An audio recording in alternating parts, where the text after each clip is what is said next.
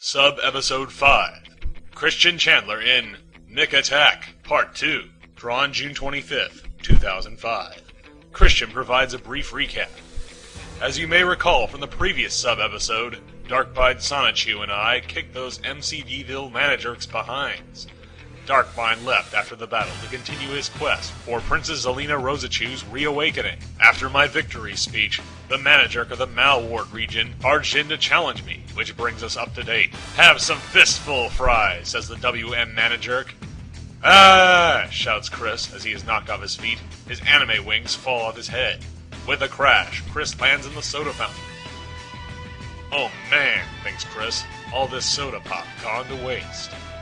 I'd better take a shower and come out smelling like a flower. 3 seconds later. That was a mighty quick shower, thinks Chris. Now I'm mad. Chris charges the manager, his fists raised for a mighty blow. Yeah!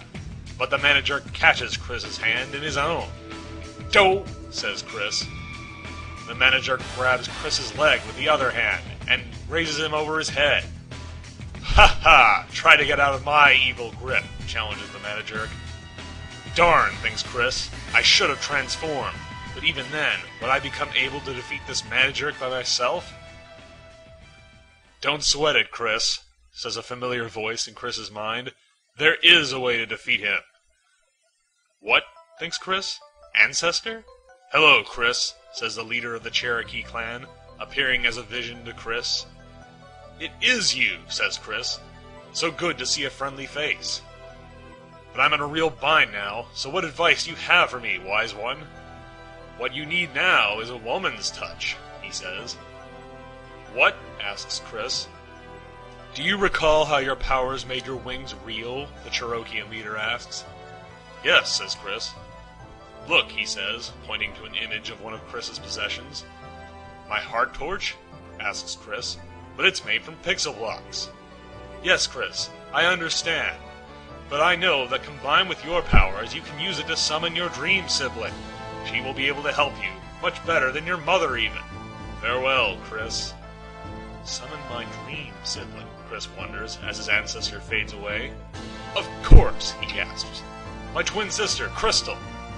Chris recalls a picture from CWC's Yu-Gi-Oh card. Crystal, the female twin. I get the heart torch. There it is, with the rest of my stuff, on that table.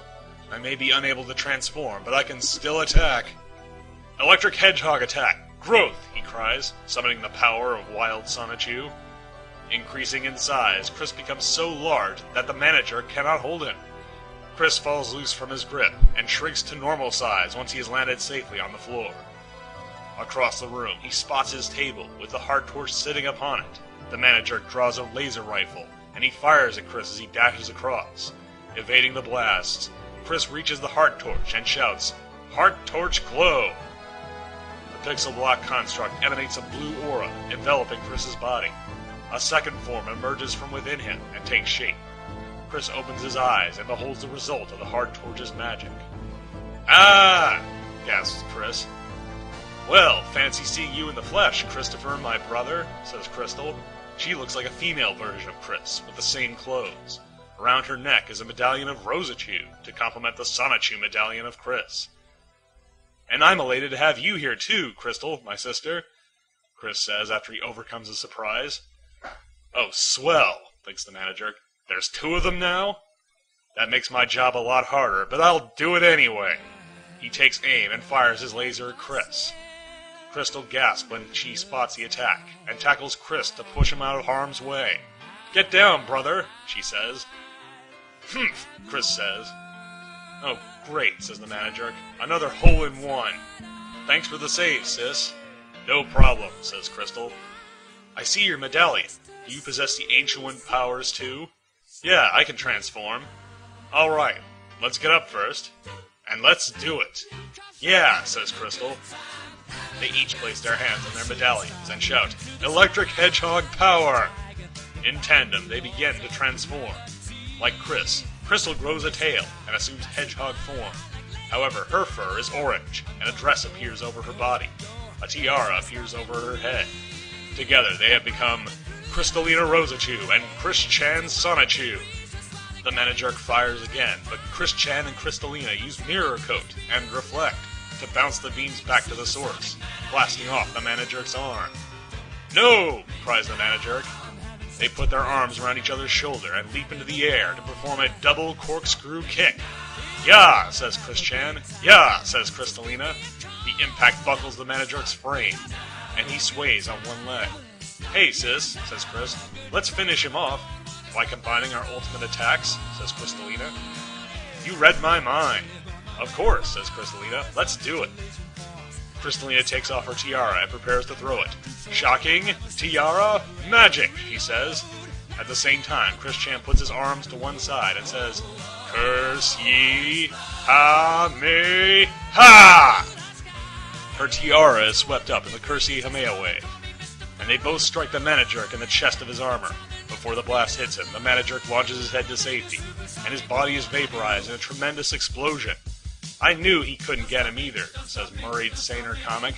"Yeah," says B Mana-Jerk, "we should go back to PVC Citizens." "Wow," says Chris, picking up the WM Mana-Jerk's head. "Just the head.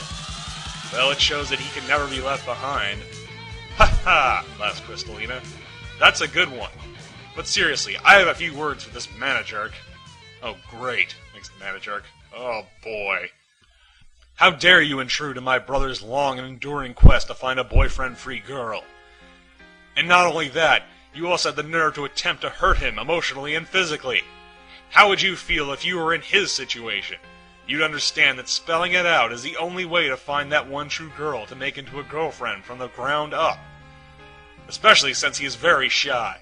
But I pity you because you have no body, which leads to the obvious conclusion that you have no heart. You're missing out on some awesomely great emotions. Big time. You can't possibly feel the intense emotions from having frustrated hormones, as well as his loneliness, you jerk. Why don't you just... "Okay, sis," says Chris. "I feel that you have made your point. Thank you." "Okay," says Crystal. "But I want to know who sent this jerk," adds Chris. "Fine, I'll tell you," says the Mana-Jerk. "I am from the private villa of corrupted citizens, and I was sent by its president, Mary Lee Walsh." "That witch?" says Chris. "It is so like her to attempt to murder my soul again. Let's send this bowling ball flying back to that witch, sis." "Alright," says Crystal. "We kick on hike, sis." Hut, hut, hut, hike! Together they kick the Mana-Jerk's head jar, sending it high into the air. Meanwhile, at the private villa of corrupted citizens, aka PVC Citizens, the evil Mary Lee Walsh sits at her throne, observing Chris and Crystal in her crystal ball. "Come, Crystal, I'll treat you to lunch," says Chris. "Curses! That Chris has thwarted my efforts again," Walsh says. "Hey, hey," says Count Graduan, "you'll get his soul yet." "Well, I guess it couldn't get any worse," she says. Suddenly, the Mana-Jerk's head jar comes crashing into her room and hits her over the head. "Ow!" cries Mary Lee Walsh, and she slumps over, unconscious. Just then, the cuckoo clock on the wall begins to chime. Cuckoo, cuckoo. If she thinks he'll never find a boyfriend-free girl with his method, then Mary Lee Walsh is cuckoo, cuckoo. And